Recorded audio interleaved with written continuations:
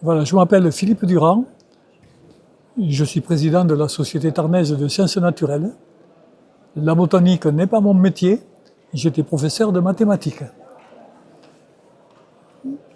Le titre de l'intervention, c'était le nombre d'or en botanique, avec en relation la suite de Fibonacci et les spirales, dont on voit l'effet sur les capitules des astéracées, comme par exemple le tournesol, c'est le plus typique. Et ce qui était intéressant, à mon avis, c'était le fait qu'on explique mathématiquement un phénomène naturel qui fait apparaître le nombre d'or, la suite de Fibonacci et les spirales. Et ce sont des propriétés qui ont été étudiées séparément, sans rapport les unes avec les autres, et qui se retrouvent toutes condensées dans la phyllotaxie des plantes à phyllotaxie alterne spiralée, et surtout dans les capitules des astéracées. L'importance du sujet, c'est la curiosité scientifique. Et le fait de faire le pont entre mathématiques et botanique, qui, semble-t-il, n'ont pas beaucoup de rapport entre eux, mais si. Durand, alors Philippe, il est prof de mathématiques retraité. Il est président de la Société Tarnaise de Sciences Naturelles, un département qu'il a exploré en large et en travers. Et puis, il y a maintenant, je ne sais plus, 3 ans, 4 ans, il nous a contacté avec Bruno de Foucault. Alors, Bruno n'est pas là aujourd'hui, mais comme vous le savez, Bruno, entre autres choses, est le rédacteur en chef de Carnet Botanique, la revue de Glasgow, en nous disant j'ai fait un gros travail qui est volumineux et qui est difficilement publiable dans des revues traditionnelles, puisqu'il faisait de mémoire 150 pages, à peu près. Hein, voilà. Et donc, comme Carnet Botanique, c'est aussi l'occasion pour moi d'en parler, est un format de revue qui est adapté à peu près à tous les formats d'articles, vu qu'il est intégralement en ligne. On lui a dit qu'on accepterait avec grand plaisir son travail sur la phyllotaxie. Alors, on a pas mal souffert avec Bruno parce qu'il a fallu, en termes de mise en version HTML, etc., il y a beaucoup d'illustrations, c'est très volumineux.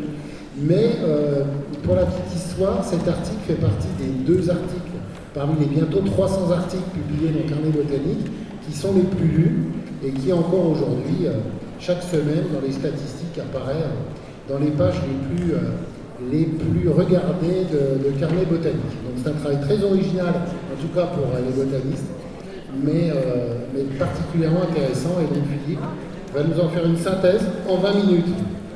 Voilà le challenge. Pierre m'avait dit, fais un peu attention au niveau que tu présenteras en mathématiques. J'ai dit, pas de problème. Voilà, on va partir à ras des pâquerettes. Alors, comme le dit le texte, ça reprend l'article, Pierre vient de le dire, qui a été publié en 2020. Donc là, j'ai pas mis de commentaires, mais on voit que toutes les fleurs, toutes les inflorescences, que je présente sur ces photos, présentent, vous le voyez ici, un certain nombre. Alors, non, ça n'a pas l'air de bien marcher là. Un certain nombre de dessins qui se forment sur les fleurons du centre des capitules. Vous voyez qu'il y a comme des spirales qui apparaissent. Donc, on va passer au suivant. Je me trompais de sens. Alors, on va faire d'abord un tout petit peu de mathématiques, puisque ça fait intervenir des notions aussi disparates. Ah, ça a sauté. Je ne sais pas pourquoi ça a sauté. Ouais, non, c'est bon, ça avait sauté. Là. Il y a un préambule mathématique qui consiste à définir le nombre d'or, l'angle d'or, la suite de Fibonacci et également les spirales, comme on le verra tout à l'heure. On commence par le nombre d'or et l'angle d'or. Alors, le nombre d'or, ce n'est pas écrit sur la diapo, mais je le dis. Le nombre d'or aurait été connu par Pythagore il y a un peu plus de 2500 ans, mais n'est mentionné que 200 ans plus tard à peu près, dans les éléments d'Euclide. Le nombre d'or est inconnu en Europe occidentale jusqu'à l'apparition en 1509, illustré par le livre s'appelle De Divina Proportione, ouvrage de Luca Pacioli, illustré par Léonard de Vinci, qui expose les connaissances des mathématiciens arabes issus de leurs propres recherches ou alors de recherches héritées des connaissances accumulées dans le Moyen-Orient depuis la plus haute antiquité. Dans cet ouvrage de Luca Pacioli, le nombre d'or est appelé section dorée. Et comme dans les éléments d'Euclide, on verra tout à l'heure pourquoi c'est illustré de cette manière, il est défini de manière purement géométrique par la division d'un segment en extrême et moyenne raison. Alors, pour la définition, vous le voyez sur la diapo, lorsque vous avez un segment A que vous partagez en deux segments B et C, tels que A égale B plus C et A divisé par B égale B divisé par C, eh bien on obtient ce qu'on appelle la division en extrême et moyenne raison. Bon, au départ, ça ne présente rien de particulier, on verra par la suite. Alors, lorsque le B et C mesurent non pas des longueurs de segments, mais des arcs de cercle sur un même cercle, ben, à ce moment-là, on obtient l'angle d'or. C'est-à-dire que l'angle d'or, c'est le plus petit des deux arcs. Ah zut, c'est passé. Le plus petit des deux arcs, qui fait 137,5 degrés, qui divise le cercle en extrême et moyenne raison. Alors, on va passer à la diapo suivante. Alors, la suite de Fibonacci, excusez-moi. Alors, Leonardo Fibonacci est connu pour la description peu commune de la suite qui lui est attribuée. Elle est définie à partir de lapins qui se reproduisent à une certaine vitesse.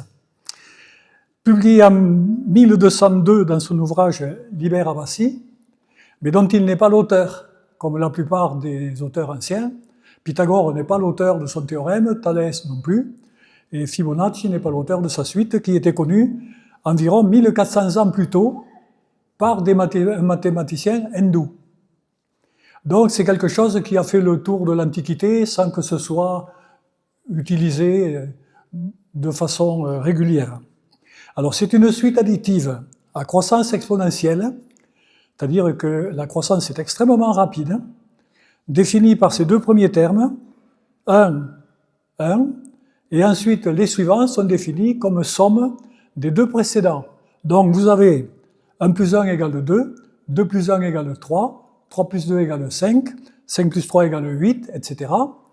Et la croissance est extrêmement rapide, puisque le 10e terme vaut 89, le 15e vaut 987, et le 20e 10 946. C'est ce qu'on appelle une croissance exponentielle, c'est-à-dire de type fonction puissance pour ceux qui connaissent un peu les mathématiques.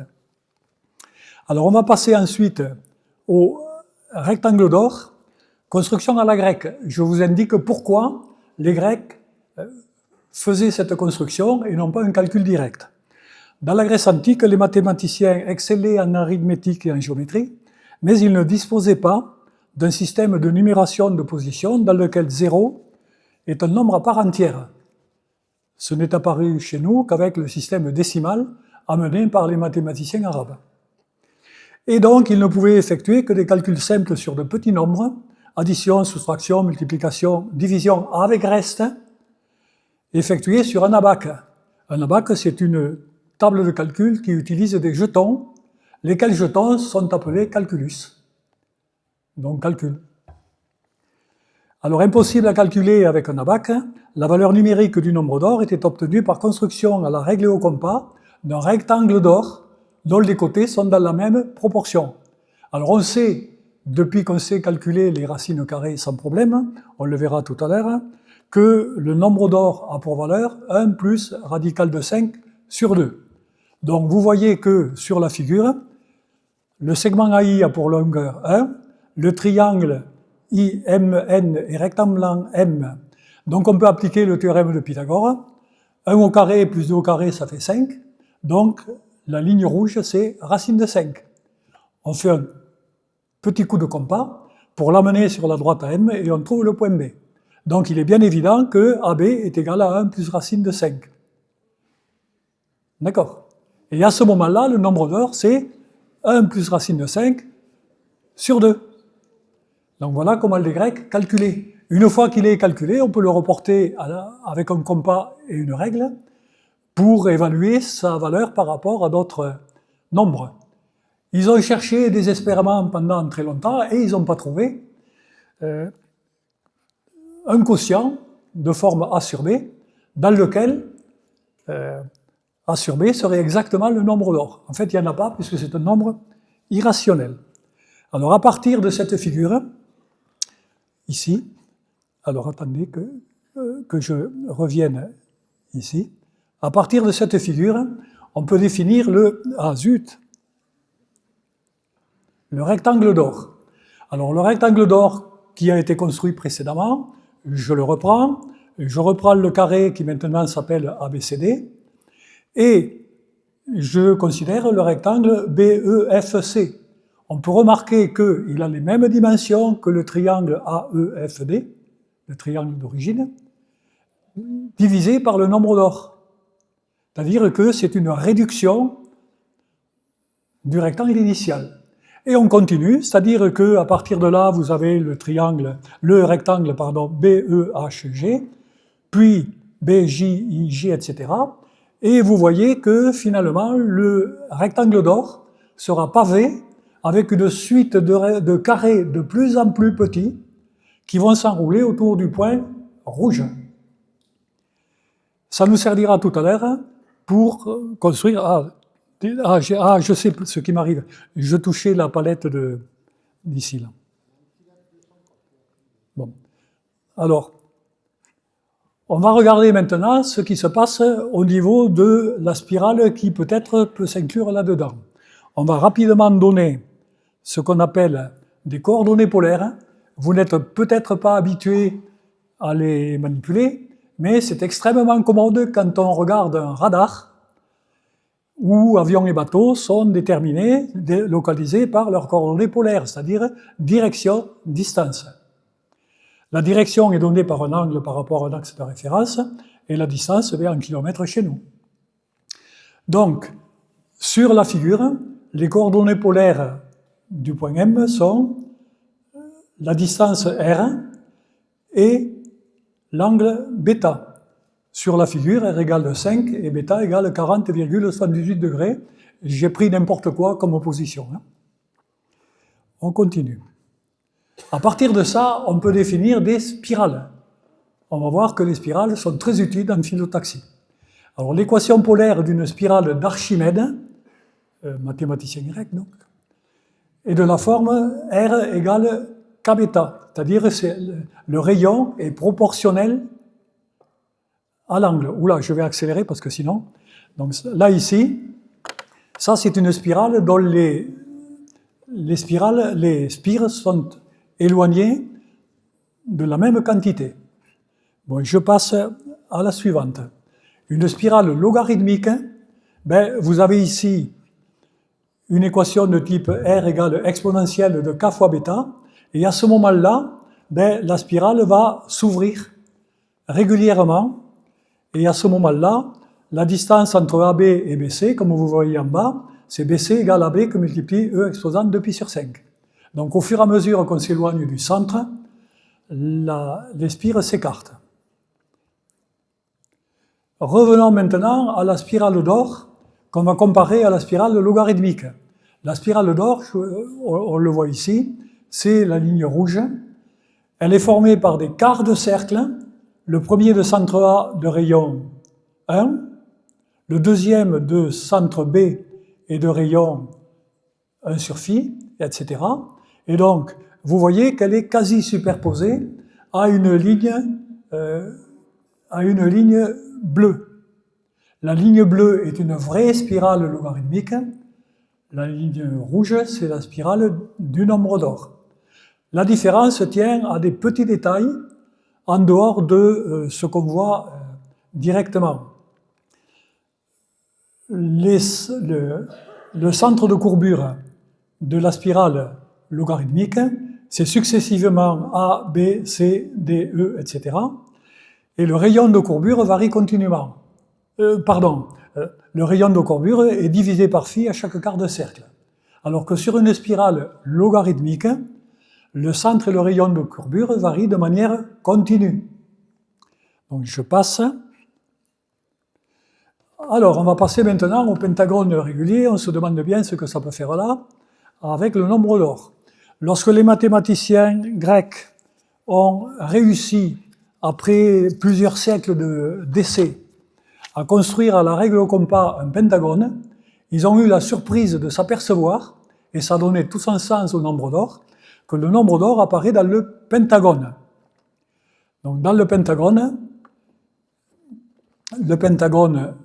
à gauche, construction du pentagone régulier, c'est une construction récente. Je ne vous donne pas la construction d'Euclide, elle est beaucoup plus compliquée. On s'aperçoit que, quand on passe à côté, on peut en déduire à droite un pentagone étoilé. Et à ce moment-là, dans le pentagone étoilé, si on prend ici AC, la distance AC, AD, EB, EC, etc., les 5 distances qui vont d'un sommet, non pas au suivant, mais à celui d'après, cette distance est égale au côté du pentagone régulier multiplié par phi. C'est-à-dire que le nombre d'or apparaît directement là. Donc pour les mathématiciens grecs, surprise, ils ont pris ça comme une découverte d'un secret des dieux dans la fabrication de l'univers. Et c'est de là que viennent toutes l'ésotérie qui tourne autour du nombre d'or. On continue. Alors maintenant, on va passer à la valeur numérique du nombre d'or et de l'angle d'or. Avec les connaissances actuelles, quand vous prenez A égale B plus C et A sur B égale B sur C, eh bien vous obtenez, après les simplifications qui sont données, l'équation du second degré, x2 moins x moins 1 égale 0. Tous les lycéens qui font des mathématiques, il y en a qui n'en font pas, savent résoudre cette équation, dont la valeur numérique est 1,6180 à 10-4 près par défaut. De même, pour l'angle d'or, on trouve un angle de 137,5 degrés, valeur usuelle. Développement de phi en fraction continue. Alors les Grecs ne savaient pas calculer les solutions des équations du second degré, et jusqu'au XVIe siècle, on ne savait pas non plus calculer ce nombre en Europe. Mais on s'était aperçu que, si vous voyez ici ce qui se passe, vous avez, dans la relation précédente, vous aviez phi égale 1 plus 1 sur phi. Et on trouve là-dedans un algorithme qui se reproduit dans lui-même. C'est-à-dire que, ici, c'est ce qu'on appelle en informatique une formule récursive. Donc on va prendre phi dans la relation phi égale 1 sur phi, le remplacer par 1 plus 1 sur phi, je vais très vite là maintenant, et à ce moment-là, on trouve la décomposition qui est ici. Là, celle-là, ici, là, 1 égale 1 plus 1 sur 1 plus 1, etc., à perpète. Et à ce moment-là, quand on calcule les réduites de ce développement, c'est-à-dire fraction après fraction, on s'aperçoit que chaque réduite est le quotient de 2 termes successifs de la suite de Fibonacci. Surprise. Vous voyez que tout est imbriqué, mais ce sont des notions qui ont été développées à des époques différentes. Et donc, on va passer à la phyllotaxie. Évolution des connaissances sur la phyllotaxie. Eh bien, jusqu'à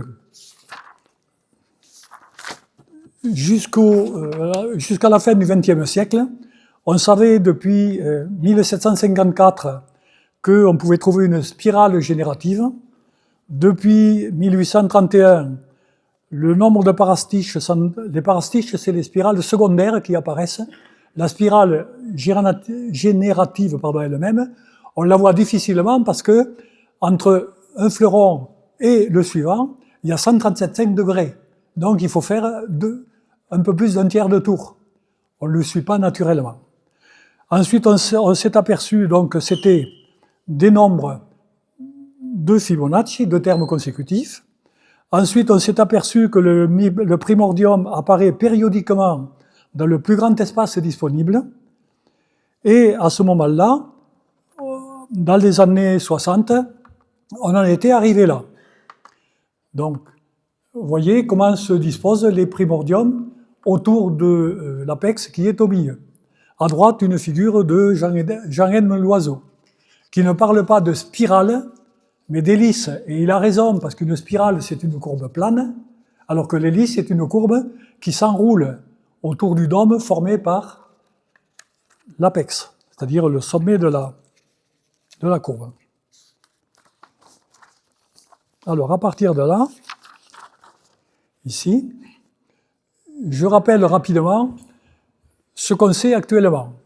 Les observations anciennes et simulations récentes permettent de décrire la formation et la croissance des primordia, futures feuilles ou pièces florales, par un processus unique, dynamique et auto-organisé, génétiquement programmé, qui fait intervenir un jeu complexe d'interactions. Le méristème apical, c'est-à-dire là où se développe le sommet de la tige, est en forme de dôme. Il est composé de quelques dizaines de cellules indifférenciées, issues de la cellule centrale, capables, elles, de se diviser tout au long de la croissance de la plante. Ne pouvant se former dans le méristème lui-même, chaque primordium se forme en bordure du méristème. Lors de leur croissance, les primordia déjà formés s'éloignent simultanément de l'apex et les uns des autres, libérant périodiquement un nouvel espace de moindre inhibition, dans lequel se formera le primordium suivant. Et donc, ce processus, bien que localement contraint par des pressions réciproques exercées en cours de croissance par les cellules en division, le gravitropisme, c'est-à-dire la gravité, le phototropisme, l'attraction de la lumière, est globalement explicable par le modèle de réaction-diffusion d'Alan Turing, qui a été trouvé dans les années 50, car il dépend de concentrations locales en différentes phytohormones dont les principales sont l'auxine, qui active la division des cellules, les cytokinines, qui stimulent la division cellulaire et régulent la croissance des bourgeons axillaires, et les gibérellines, qui agissent sur l'élongation des entrenœuds. Les concentrations de ces phytohormones sont liées à la fréquence d'apparition des primordia, à la taille des zones d'inhibition qu'ils engendrent, à leur vitesse de croissance, à la vitesse d'éloignement du méristème, et les uns des autres, parce que quand la tige s'accroît en diamètre, ils s'éloignent naturellement. Et en plus, elles sont modulées par une protéine qui détermine, à ce moment-là, les entrenœuds entre les feuilles.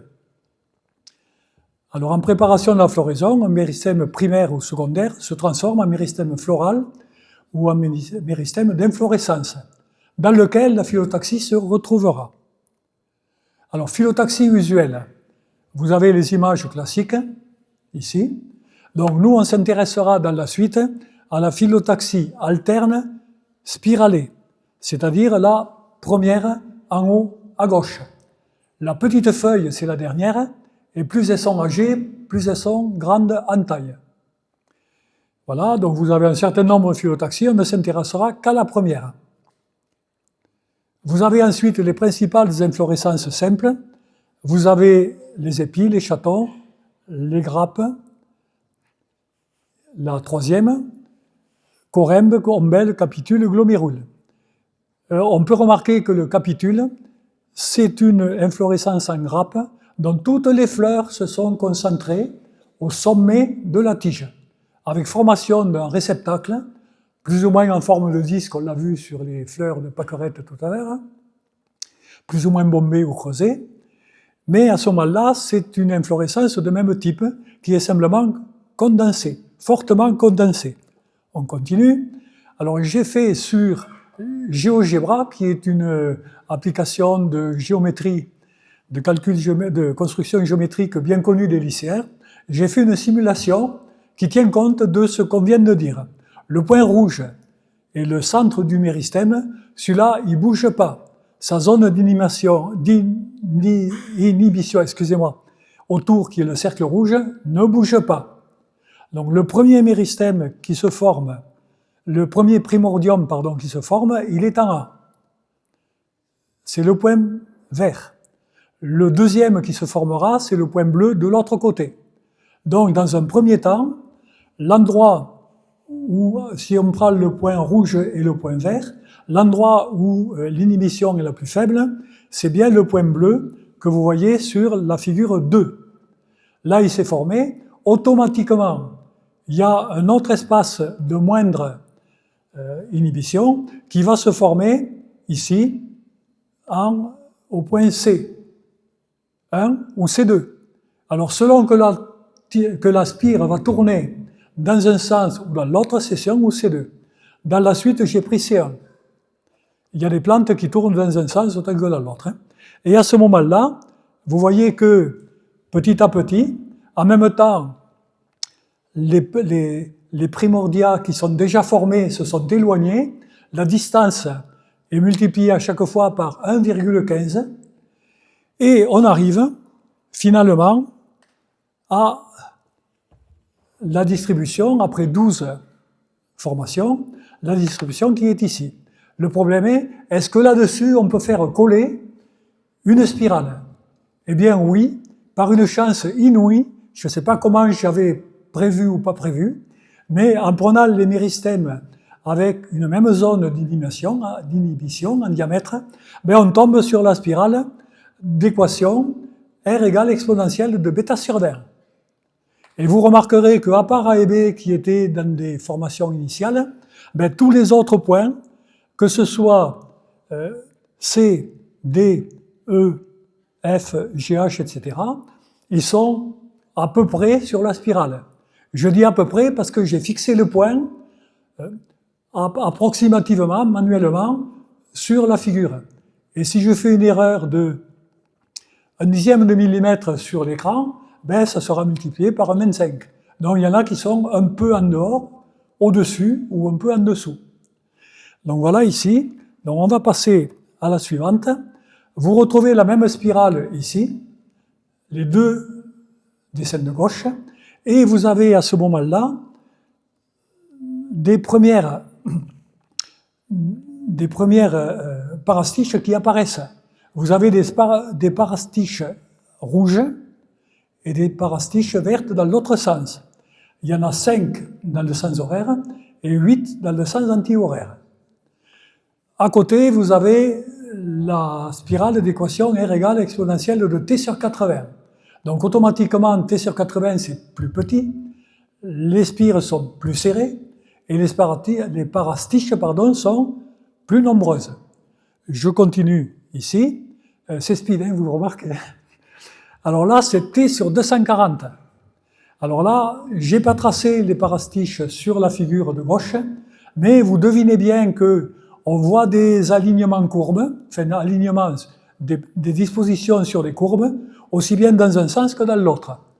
Alors ils sont matérialisés dans les deux photos de droite, où vous avez deux ensembles de parastiches H, spirale 3, deux ensembles de parastiches H, 13 vertes et 34 rouges, et en bas c'est des anti-horaires, 8 vertes et 21 rouges. Si vous vous souvenez de ce qu'étaient les nombres de la suite de Fibonacci, ce sont non pas deux termes consécutifs, mais deux termes qui se suivent en sautant un. C'est pas le suivant, c'est celui d'après. Donc c'est UN plus 2 et UN. Alors que quand on était sur la précédente, ici, sur celle de gauche, c'était 5 et 8, c'est-à-dire que si on prend une parastiche sans horaire et une parastiche sans anti-horaire, j'y arriverai, eh bien, c'est deux nombres consécutifs de la suite de Fibonacci. Donc, dans toutes ces situations, on a automatiquement... Alors, on va passer quand même à quelques photos de plantes. Alors, vous avez ici Sempervivum arachnoideum. C'est la seule espèce que je connais sur laquelle vous pouvez voir à la fois la spirale générative, il suffit de suivre le fil, si vous y arrivez, et en même temps les parastiches. Est-ce que vous voyez les parastiches dans un sens et dans l'autre? Normalement, c'est 5 et 8. Hein. Voilà. Ensuite, j'ai mis des photos de plantes à tiges courtes qui viennent du Conservatoire botanique Pierre Fabre, dans la serre donc, de Cambounet-sur-le-Sort. Donc il y a un pachypodium qui vient de Madagascar. Ensuite, vous avez l'agave Victoria Reginae, Afrique du Sud, et le célèbre coussin de belle-mère qui vient donc d'Amérique du Nord. Très confortable, paraît-il. On continue. Alors, est-ce qu'on voit la spirale ou les parastiches sur d'autres fleurs? Eh bien, on s'aperçoit que sur des plantes qualifiées de primitives, c'est-à-dire elles ont conservé la phyllotaxie de départ, comme par exemple Magnolia grandiflora, vous voyez les parastiches ici sur les fleurons qui se sont transformés en graines. Vous les voyez ensuite dans le violet sur les étamines. Vous les voyez ensuite en dessous sur les tépales. Vous voyez que ça fait une spirale. Hein? Ensuite, à droite, vous avez une photo de Ranunculus conjunctifolius, sur laquelle j'ai eu la chance de tomber juste au moment où elles allaient se disperser un peu dans tous les sens apparemment, et on voit bien les parastiches sur les étamines. En dessous, vous avez Ranunculus pyrenaeus sous-espèce Kupferi, à droite, où la spirale apparaît sur le chevauchement des pétales, comme sur, à gauche, Ranunculus auricomus. Vous le voyez, là, les pétales se chevauchent toujours dans le même sens. On continue. Alors là, ici, c'est beaucoup plus difficile à trouver. On ne les voit guère que sur les cartels, c'est-à-dire au centre de la fleur. Je passe. Alors, on va passer maintenant sur les inflorescences en grappes. Inflorescences en grappes, vous avez Neotinea ustulata, prise dans sa toute jeunesse, Phytolacca americana qui a été pris en fruit. Dans mon jardin, je vais pas loin. Hein. Ici, ensuite, Phytoma spicatum, vous les voyez, les spirales là, et ensuite Muscari comosum. On peut faire une petite remarque sur Muscari, c'est qu'on voit bien les parastiches sur les fleurs fertiles qui sont prêtes à s'ouvrir en bas, et en haut, on s'aperçoit que l'appareil photo a été ébloui. Ébloui par quoi? Ben, par les ultraviolets que renvoient ces fleurs stériles et qui servent de petits drapeaux comme les conducteurs de touristes à Venise. Hein, pour que tout le monde se reconnaisse quand il y a plusieurs navires de croisière qui sont en même temps. On continue. Alors, capitules des astéracées, on va passer maintenant sur des capitules avec des fleurons plus nombreux.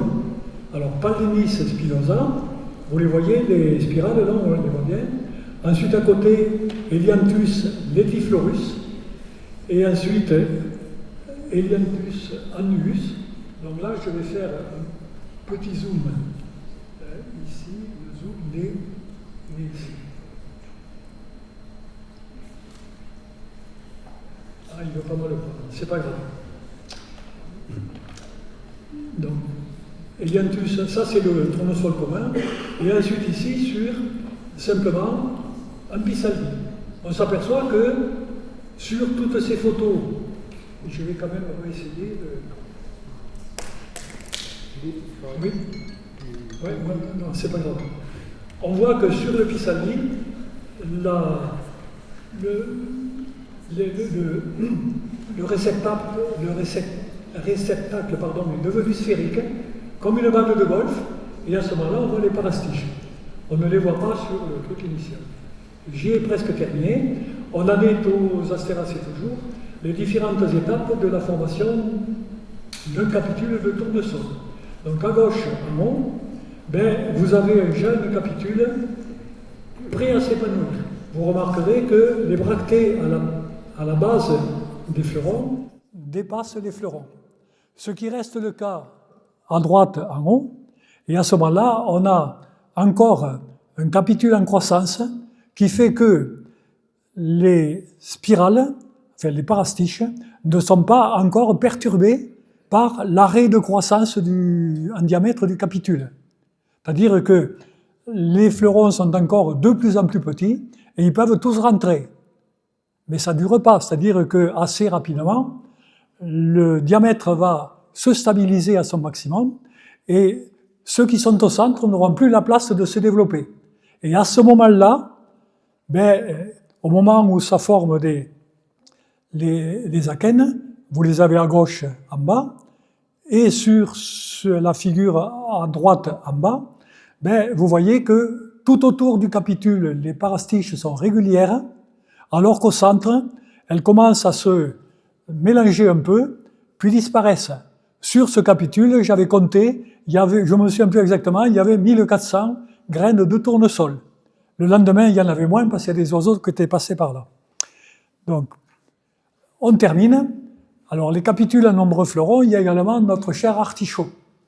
Et là, j'ai simplement fait une section, vous pouvez le faire chez vous, il n'y a pas de problème, hein. Je l'ai mangé après, hein. Une section juste à moitié fleuron. Alors, vous voyez très bien ce que je viens de dire, c'est-à-dire que sur le tour, les parastiches sont régulières, alors qu'au centre, elles deviennent moins nombreuses, il y a un changement de nombre, et au milieu, elles sont complètement floues. Et à droite, vous avez la même chose sur Carlina acantifolia. Je ne sais pas si vous avez remarqué comment se comporte notre cher cardamel. Eh bien, pendant l'hiver, le capitule se dessèche et les bractées qui sont soudées entre elles, qui portaient les fleurons, se détachent. Et quand on regarde dessous, eh bien, on voit que sur le bord, les parastiches sont régulières et vers le centre, elles se perdent petit à petit. Je vous remercie de votre attention. Voilà.